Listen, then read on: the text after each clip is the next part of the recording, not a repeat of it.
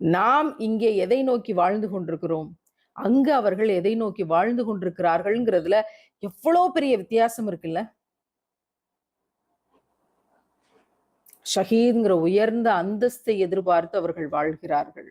அல்லாஹ் ஷஹீத் என்ற அந்தஸ்தின் மீதான தீரா பற்றும், இம்மையை அலங்காரமாக கருதக்கூடிய மன தெளிவையும், வேற எந்த அலங்காரத்தின் பின்னாடியும் பேரு, புகழ், காசு, பணம், எந்த செல்வமாக இருந்தாலும், பிள்ளை செல்வமாக இருந்தாலும், அதன் பின்னால் அந்த அலங்காரத்தின் பின்னால் ஓடிவிடுகிற மனப்பாங்கிலிருந்து பாதுகாப்பையும் உன்னிடமே நாங்கள் தேடுகிறோம்.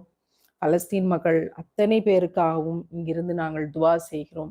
பெண்கள் ஒவ்வொருத்தரும் விசாலப்பட்ட உள்ளத்தோடு வல்ல ரஹ்மானிடம் கண்ணீரோடு கேட்கிற போது நிச்சயம் இறைவன் அவனுடைய நேரடியான உதவியை அவர்களுக்கு தருவானாக.